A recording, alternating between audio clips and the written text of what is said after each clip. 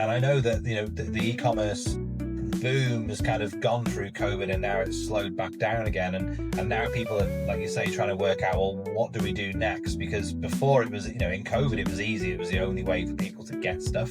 But now we have to work harder to sell to people, to market to people, to advertise what our products are, and then give a better service. And I think we've gone back now because in COVID, when parcels got delivered, you were home. Everyone was home. You could have your parcels delivered. Now it's back to, I'm back at the office now and I'm working and my parcels are delivered. And now we've got this push back towards drop shops and lockers because people aren't there anymore. Welcome to Chain Reaction, the podcast for the supply chain and logistics industry. If you enjoy this conversation, don't forget to like and subscribe so you never miss an episode. Hello everyone, welcome to another episode of Chain Reaction podcast. As always, we explore the forces that shaping modern logistics and the businesses that drive industry forward. If you haven't already, please subscribe. That will help us reach more listeners who might benefit from these conversations and insights that my guests are bringing forth. So today I'm joined by Ross Jermy, Managing Director and Co-founder of Move Parcel. We will be digging into the realities of last mile delivery, the tech behind it that shapes the sector, and how the expectations of B2C or D2C customers and merchants are evolving. Ross, great to have you here. Thanks, Michael. Great to be here. Thank you. So as I like to begin, as frequently I do, I like to begin with a bit of an origin kind of storytelling. So very few people set out to build a career in logistics. To an outsider, it's not necessarily kind of magically appealing. So, and most of us kind of seem to sort of stumble into it by accident. So your background is in tech. I've looked at your LinkedIn profile. We've spoken before. So majority of your effort was in kind of in tech around kind of various areas. But what pulled you into the world of logistics? Yeah, you're right. Completely by accident. I wanted to be an airline pilot when I was a kid. I studied for that. I studied physics at university. Unfortunately, after 9/11 happened, sponsorship for pilots disappeared and I was left looking for something else. So fell into sales by accident, fell into banking by accident. And then once I left banking, I ended up in this realm of what do I do next? And I think the background of physics and the ability to solve problems had always been something that had appealed to me. And then I stumbled across a job in a logistics franchise in the UK and fell in love with parcels, oddly. There was something about logistics that just appealed to me. It was solving people's problems. It was moving things from A to B. And this ability for me to use my kind of analytical and mind to fix problems and fell into that. Did a few jobs in courier parcel companies, 3PLs, and then ended up starting Move Parcel a couple of years ago. Fascinating. I mean, this is kind of what appealed to me as well. Logistics as a sector, logistics and supply chains are definitely not short of problems, and they're not going to be solved anytime soon. And interestingly enough, it's to an analytical mind. I think this is a perfect field to apply kind of thinking in math, computational skills or combinational skills, and kind of multidimensional thinking. All of that. So great that, and then. Interestingly enough, you mentioned Parcels. So you co-founded that business together with Joshua, as I understand. And can you just tell us a little bit more kind of what was behind it? What was the thinking? Because it is quite a crowded place. We have huge businesses like Amazon kind of in that space. And we have lots of other like mega last mile delivery businesses, anything from DHL to Yodel. And I've been involved in my consulting life with some of them. On one hand, it's quite a crowded place. On the other hand, there's still quite a lot of challenges and quite a lot of gaps in the market. So what possessed you to start a business, and how are you addressing it, and what is Move Parcel and how we differentiate it from the rest of the field? Yeah, I think the thing for me is I used to work for a company called InExpress, who are a big franchise in parcel business. They operate in 14 countries, and they started at a time when we were talking about paper waybills. This is way back when people were still filling out paperwork manually. And then computerization started to happen, systems started to happen, and it started to get a little bit more interesting. But then e-commerce hit. and e-commerce kind of took those traditional businesses by surprise. They knew how to do international, they knew how to do B2B, but B2C and D2C was quite new. And this whole concept of an integration into an Amazon or a Shopify was just really bizarre. And I think it still is to a lot of those businesses. So I saw this idea that Move was built as e-commerce first. The whole idea was, how can we connect up lots of sales channels for customers and then make the workflows in Move, in our product, which we've called Move Ninja, to be as slick as possible, to make international shipping simple, to make domestic shipping simple, but also to give people real-time updates, tracking alerts, the ability to see the kind of parcels journey, and to be aware of any problems that occur as and when they happen. So although there's lots of resellers out there, Move has been designed to be e-commerce first with lots of connectivity, and to be software first. That was our whole goal, really, to make it simple and make it fun as well. Make shipping a bit more fun than it's been in the past. Yeah, I also firmly believe that the ability to move stuff from point A to point B is only a qualifying factor for the game. But the secret sauce is the technology, is the ability to manage information and to manage the customer service most effectively. So if we start at a macro level, so we talk a little bit about the market. There's obviously COVID lockdowns have made quite a massive shift into kind of in our retail habits into online. So now the kind of the shopping habits are evolving. But currently the market is also not going through the most highest growth phase, so to speak, and some businesses are a bit depressed. So what is your current sort of sentiment that you observe on the market? Massive cost pressures versus desire to scale up because some people are successful and it's not about the money, it's about the service. So what's your take on the as is today? Yeah, it's been an interesting time. You mentioned about Amazon and COVID. Pre-COVID, personally, I didn't use Amazon for anything. It was very rare. If I needed something next day, I would go to Amazon. Now they deliver my toothpaste and they deliver my orange and squash. I have things on subscription now that were quite frankly ridiculous to think about pre-COVID, but now I just don't stop that from happening because it's easy and a lot of the time it's cheaper.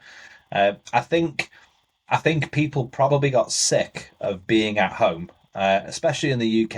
It was really miserable, and shopping outside, going to shops. People were scared to do that, so online grew.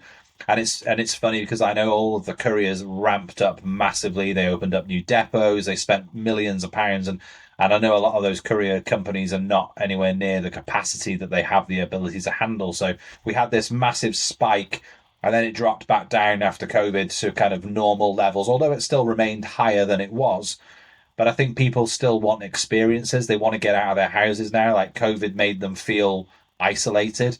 So the way I see shopping changing now on the high street, for example, is it's more about experience. How do other businesses kind of together make an experience that you want to go and see or to be around? And locally to me, we have a bookshop that puts events on all the time, gets people out of the house, sees authors, and authors are coming out because they need to be in front of people. They'll sign the books, etc. And I think it's now about an experience.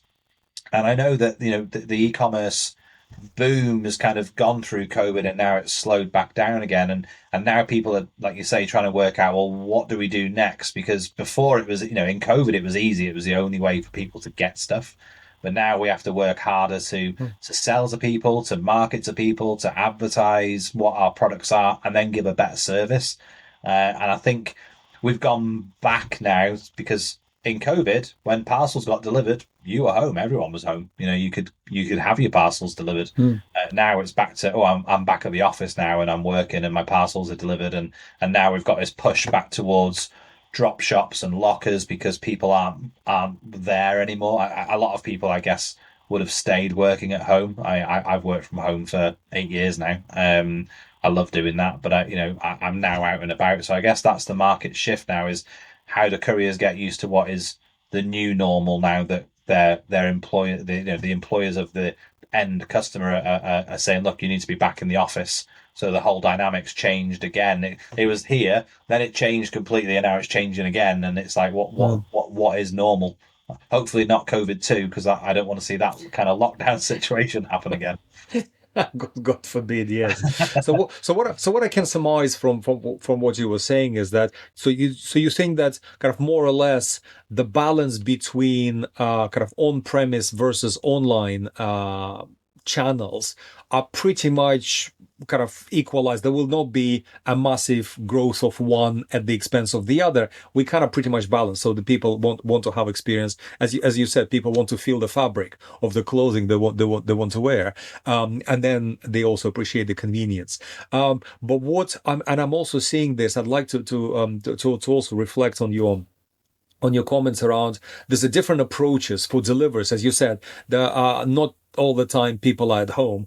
We had a podcast. We had a discussion with a company that's done. It's called it's in hyper local. So they use bikers. So they have lots of kind of small depots, small cross docking locations where you give on kind of the bikers. So they try to enable different service levels. So it's more about the service and it's more about differentiation of different ways of providing. And if somebody is like you woke up in the morning and you don't have a toothpaste, but well, you need to have one urgently. You don't want to wait till tomorrow. Potentially, you either pop into your local shop or you do something online, or you have like a last drop of it left. So there's a lot of that changes happening. But let's talk a little bit about tech, because you said that the Move Parcel is kind of tech first and foremost, and it's and the platform you guys called Ninja. So can you talk a little bit about the platform and its capabilities? Yeah, sure. So we set out to build an order management system that was fun, is gamified a little bit. So that we came up with this whole Japanese theme, and it has a Tokyo skyline, and it's got these little ninjas jumping around. And one of the things I really wanted to do was to kind of pre-alert customers to things that might go wrong. So I took a bit of inspiration from the old paperclip from Windows from way back when that would give you advice. And we have ninjas that pop up in our system to say, this isn't quite right, or that might fail.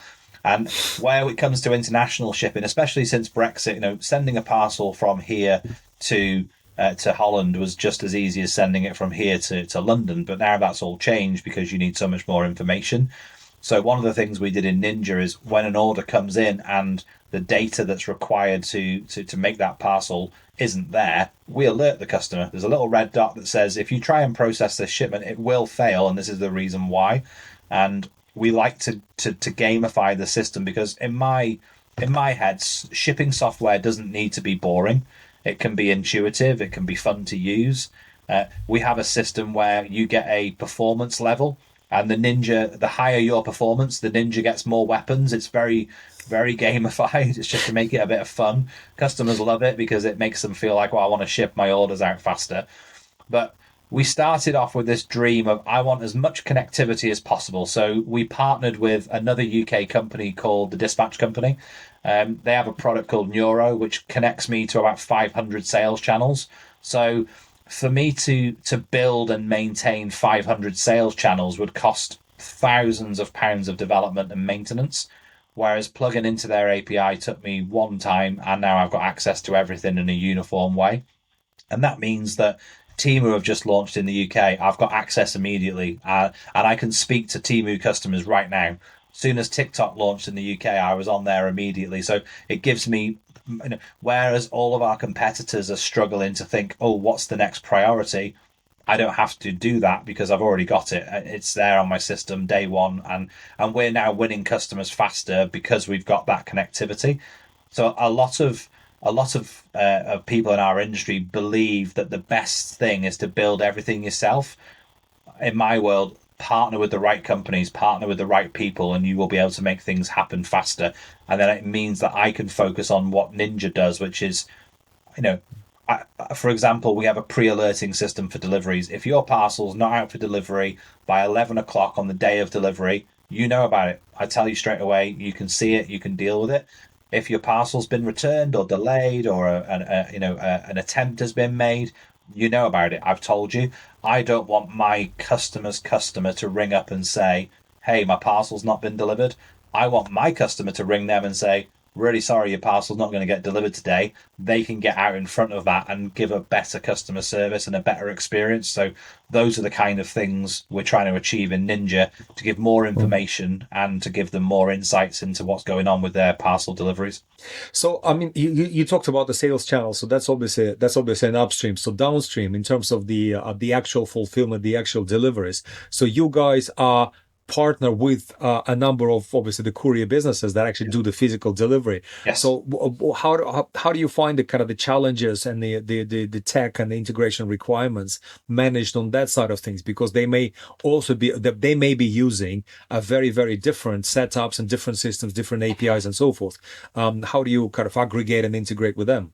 We bought the cheat code for that as well. So the dispatch company have another API called Voila, which connects me to 155 couriers. So they do all the work on that side. So I don't have to care that DPD operates in a different way to DHL, to UPS, to Every. They do all the work for me. So yeah, you're right. If I didn't use an aggregator, I'd have to write a SOAP API for Every. I'd have to write a JSON API for DPD and all of the nuances that go with it. And I didn't want to do any of those things. So I used to work for the dispatch company as their head of sales. So I know the guys there. I trust them. They do a great job. And they have two world-class APIs that I can use. But the reason I do that, because I guess listeners might be thinking, why have you outsourced those things? Why wouldn't you just build them yourself? And the reality is that that's what they're experts at. My expertise is being able to build workflows around their APIs that make my customers happy. Generating a label and getting an order from Shopify, that's a non-value add as far as I'm concerned. It's expected by my customer. So why spend a load of money developing those things when I can develop the things that they really care about? So from our point of view, we don't worry about any of that stuff. We let them deal with it, and we just we pay a usage fee for that, which works for our business model and allows us to scale fast. It also means, like you mentioned, with the hyper local delivery market, if somebody like Hived or Stuart or those kind of companies comes to me and says, look, guys, you've got a load of volume in London, can we help you? Absolutely. I've already got an API into that. I can connect straight away. I can do that traffic tomorrow. You are listening to Chain Reaction. This podcast is brought to you by FLOX, the leading marketplace for the supply chain and logistics industry. Visit flox.is to find out how you find the perfect supplier or make your services available to prospective buyers. Thanks for tuning in. Now back to the show. I think I kind of completely sympathize with that approach, and kind of on the FLOX platform that we do is kind of a very similar thinking and very similar setup.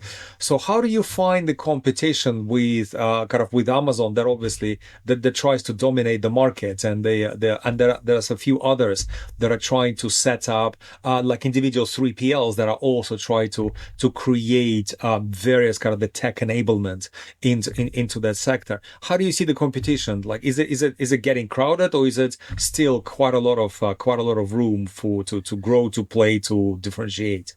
Yeah, I mean, from our point of view, like the customers that use Amazon versus the customers that use us tend to be quite different. So a lot of the merchants that we work with are Shopify, their own websites on things like AeroCommerce, or using TikTok or Temu or whatever it might be, and they tend to have a multi-channel approach. So whereas customers are using kind of FBA, the customers that we work with are using FBM, so that they are doing some of their own fulfillment for those different channels.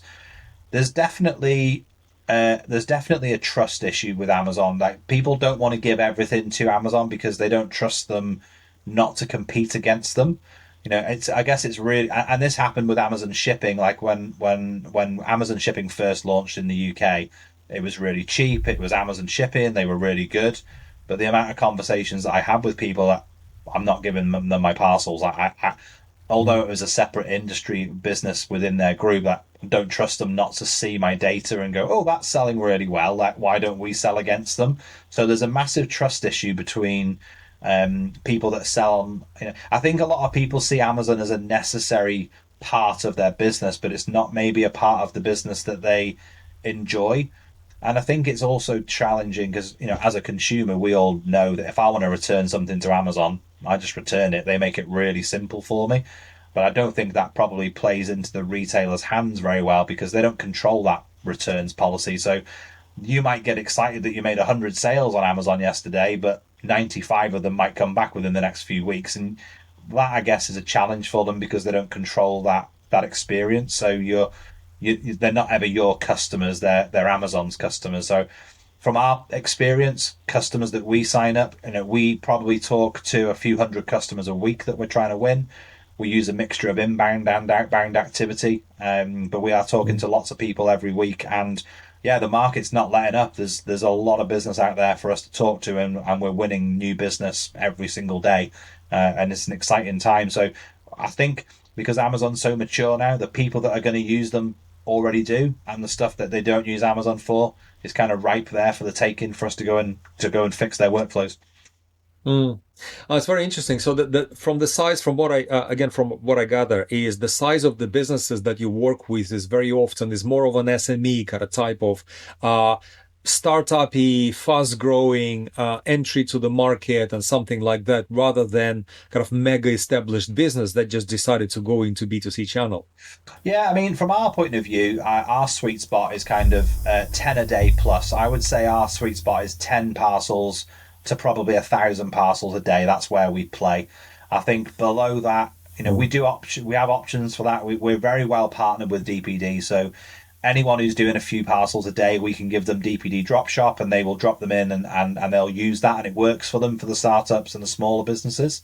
And anyone over 1,000 a day is going to be direct with the courier anyway. They'll get cheaper pricing, and they won't necessarily want our technology because they'll be using an ERP or a warehouse management system. So Ninja fits in a gap where customers want to control their own dispatch on an order management level, and they don't really care about warehouse management or the stuff that would come with a bigger platform.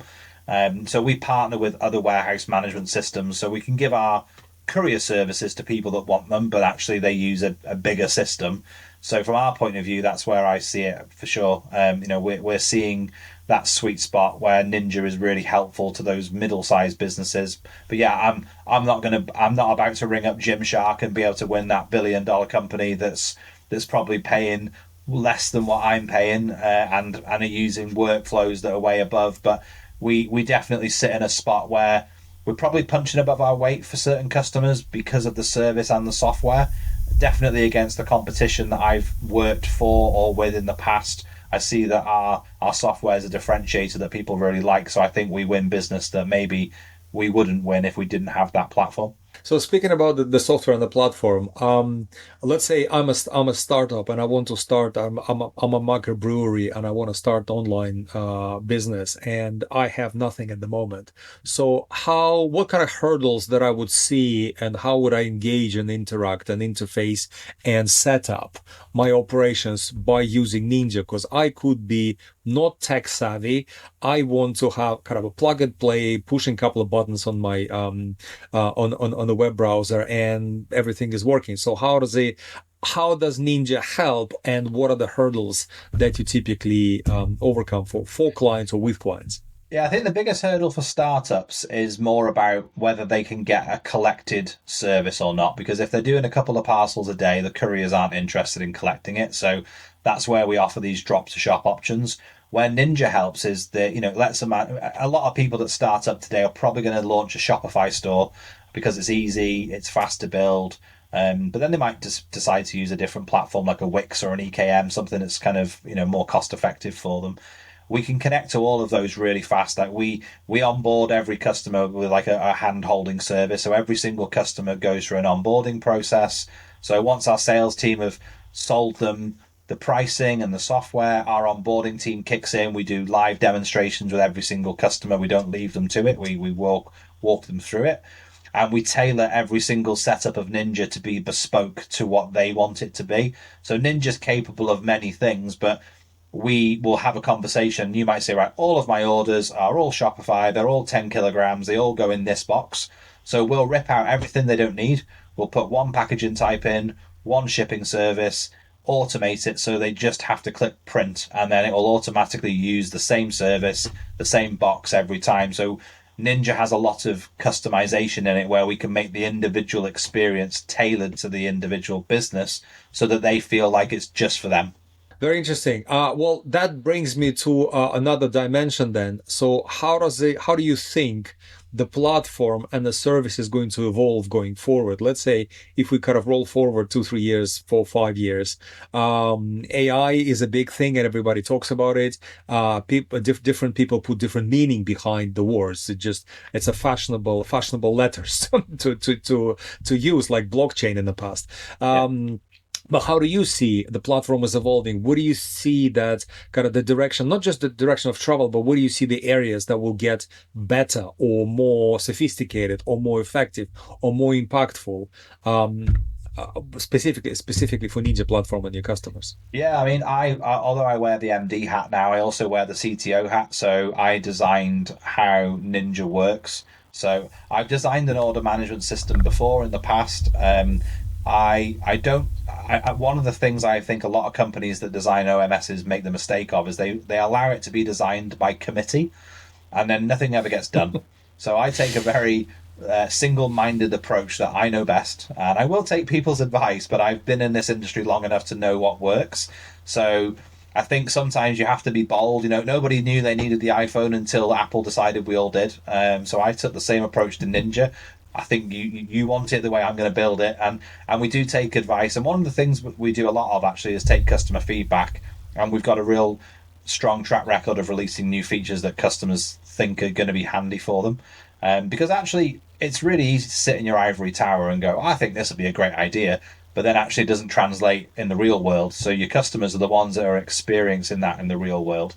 So you mentioned about AI, and I think a lot of CTOs will probably have lost their jobs in the last 5 years because they've just spent loads of money using AI for the sake of it. And my approach to AI is it needs to solve a problem. I don't get out of bed for anything other than solving problems. That's what excites me. If there was no problems left to solve, I would not be a happy man.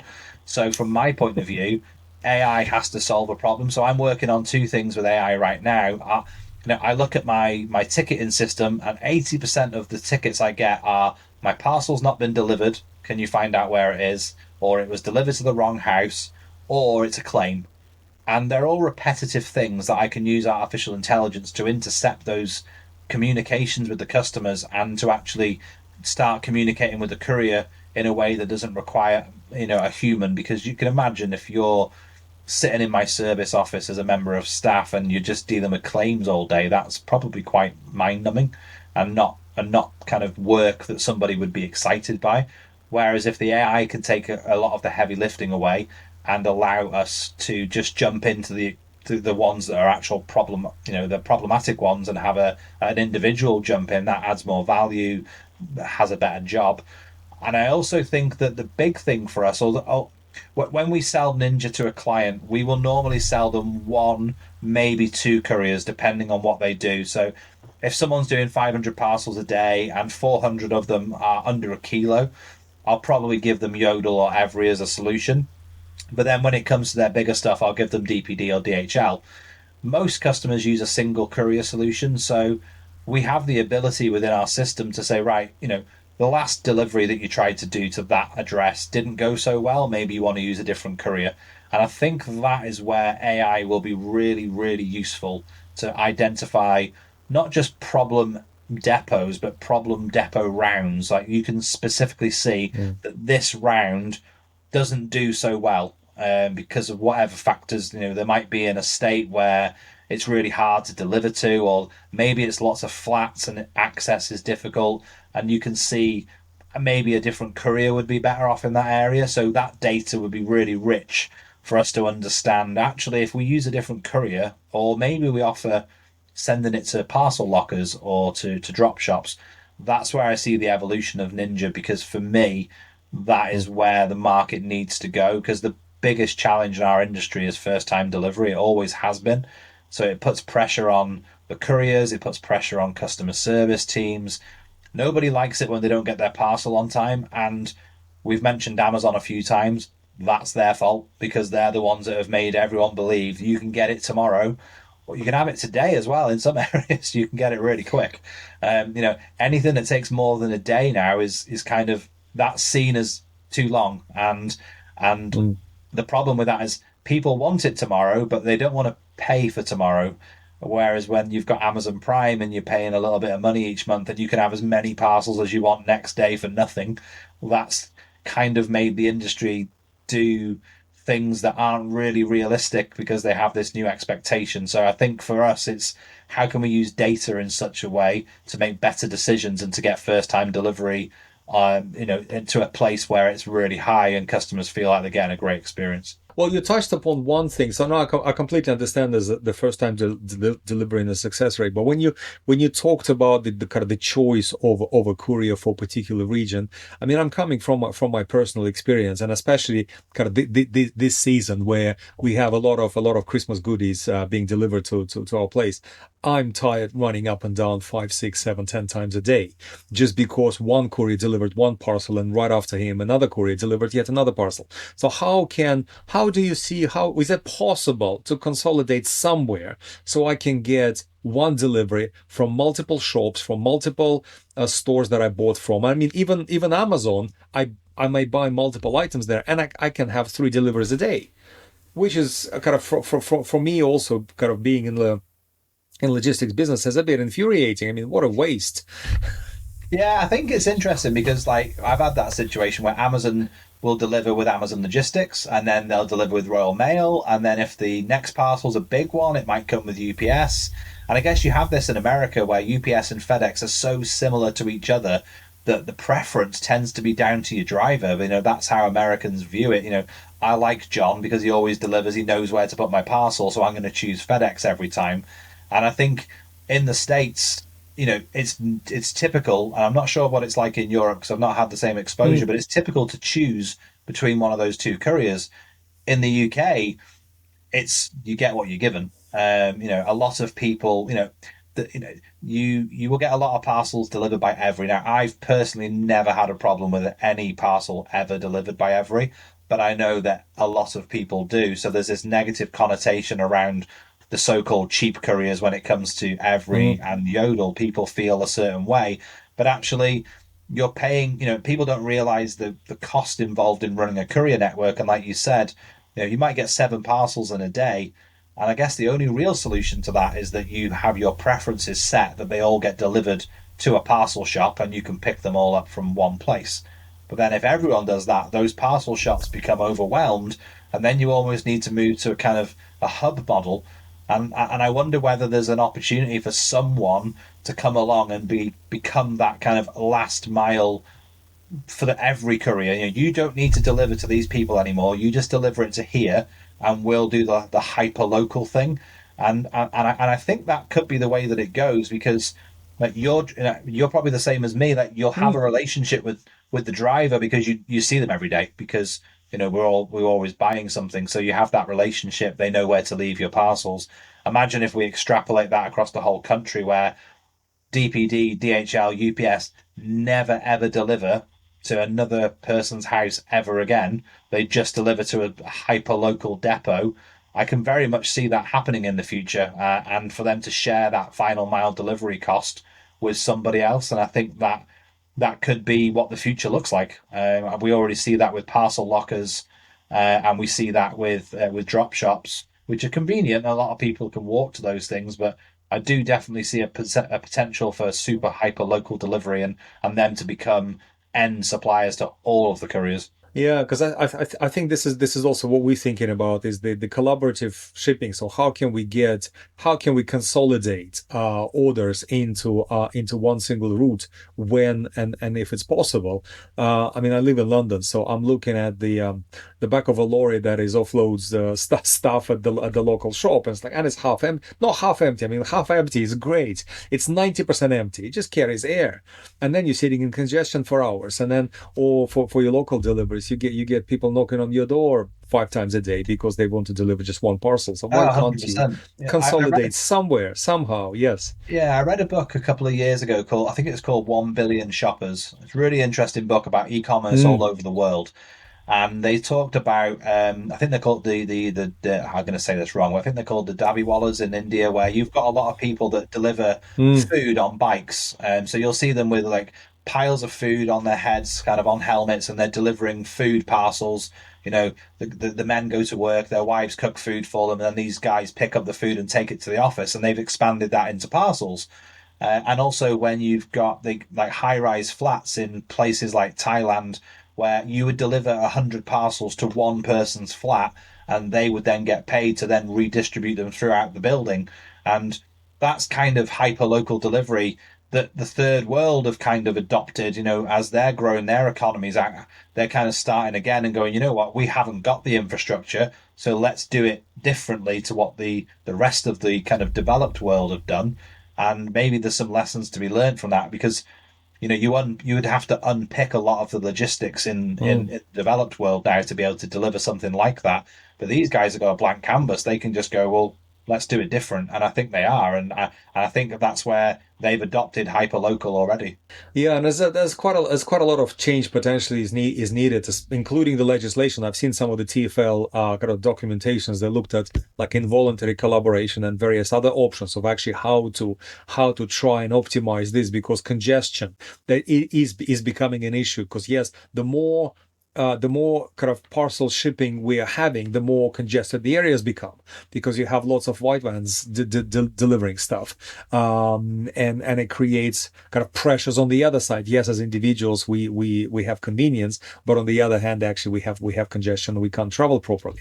So that's a fascinating subject, and definitely a lot of elements there to unpack and lots of challenges. But before we wrap up, I like asking that kind of question to to my guests. And if we kind of come back to various kind of problems and the challenges of day-to-day pressures that we touched upon, and that your tech is solving for delivery operations, but there are a number of problems, there are a number of hurdles that needed to be overcome. So imagine you had a magic wand and you can just wave it and have one thing go away.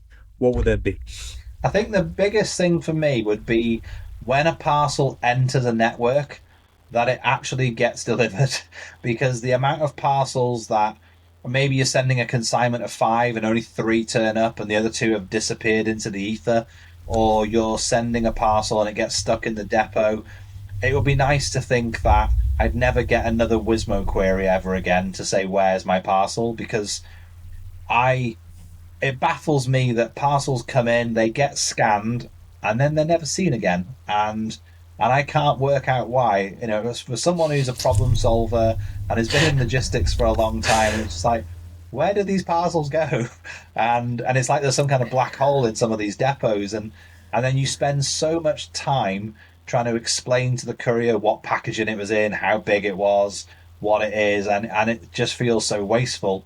And I wonder whether, if a little bit of extra care and attention at a depot level was taken, that it would save these courier firms thousands of pounds a day in just wasted time and wasted queries, which then lead to claims and paying money out. So if I could just say that every parcel that ever got a scan and got collected got delivered, that would be amazing. It sounds like it's a magic wand level of problem. Absolutely. Thank you, Ross. Thanks for being a brilliant guest, and for sharing your insights, and thanks to all the viewers who stayed with us. And I hope to see you in our next episode. Thank you. Brilliant. Thanks very much, Michael. Thanks for tuning in to Chain Reaction. We hope you enjoyed the show. Don't forget to like and subscribe. If you have a story or insights to share from your sector, we'd love to hear from you. Simply reach out to us through the links in the description. See you next time.